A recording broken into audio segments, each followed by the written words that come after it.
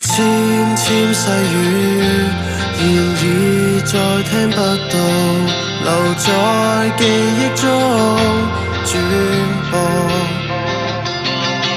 分開近況，縱使不再生動，枯萎之間，如花不再凋落。